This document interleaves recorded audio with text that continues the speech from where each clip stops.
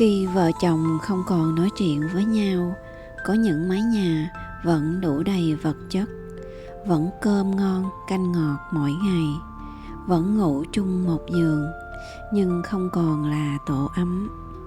Bởi giữa hai người không còn những câu chuyện để chia sẻ, không còn những cái nhìn để thấu hiểu, không còn những lần lắng nghe nhau thật sự.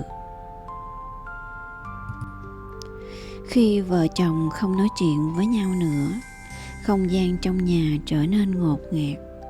Im lặng không phải vì bình yên, mà là vì đã quá mệt mỏi để bắt đầu một cuộc trò chuyện.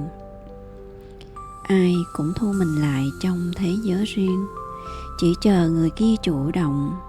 Nhưng rồi ai cũng đợi, và không ai bắt đầu. Mỗi ngày trôi qua là một ngày xa nhau thêm một chút. Chuyện nhỏ không còn được kể, chuyện lớn cũng không muốn chia sẻ. Người ta chọn nhắn tin với bạn bè hơn là hỏi han nhau đôi câu sau giờ làm. Chọn lướt điện thoại hơn là nhìn vào mắt nhau.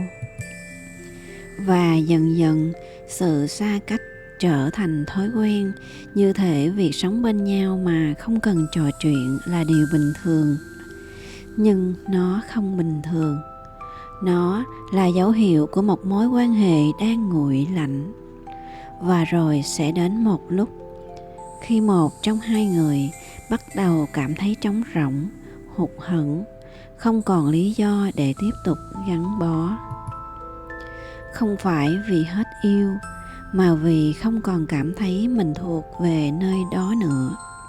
Hôn nhân nếu không có giao tiếp sẽ nghẹt thở như một căn phòng kín không có cửa sổ.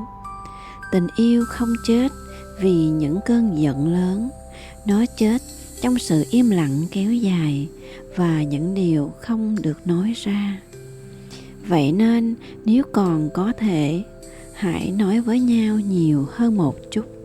Hỏi thăm nhau sau mỗi ngày dài. Hãy lắng nghe nhau mà không phán xét. Và đừng để im lặng trở thành bức tường chia đôi, bởi xưa hai người từng thương nhau đến vậy.